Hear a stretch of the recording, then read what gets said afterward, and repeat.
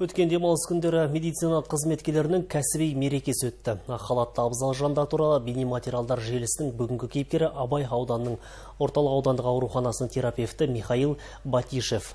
Жас дәрігер туралы толығырақ әріптесім айтып берсін. Михаил Батишев 2015 жылы Қарағанды мемлекеттік медицина университетін бітірді. Содан бері Абай ауданының орталық аудандық ауруханасында жұмыс істеп келеді. Қызығы мен шыжығы қатар жүретін отбасылық дәрігер қызметінде болған әкесінің жұмысына қызыққан ол, сол кезден ақ болашақта дәрігер болам деп шешкен. Тебе люди доверяют свое здоровье. Адамдар саған өз өмірін сеніп тапсырады. Бұл сенімді ақтау керек. Олардың денсаулығын сақтау, өмірін сақтау медицинадағы ең жауапты мәселе. Біздің жұмыс өте үлкен жауапкершілікті талап етеді. Дұрыс ем-домның арқасында адам өмірін арашалап қаламыз.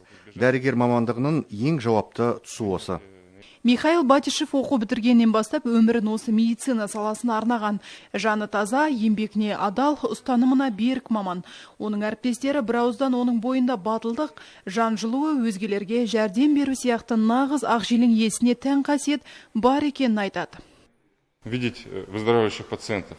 Сауығып келе жатқан науқастың жанарынан от өмір сүруге деген құлшынысын көру үлкен бақыт. Біздің мамандығымыздың ең қуанышты сәттерінің бірі осы. Әріптестер жас болса да білікті Михаилдың болашағына зор сеніммен қарайды. Ол аурухананың ғана емес, сонымен қатар Тапар кентінің қоғамдық өміріне белсенді қатысады. Райхан Сайранбек, Сайран Ақанбаев, Роман Капулов, Сарыарқа.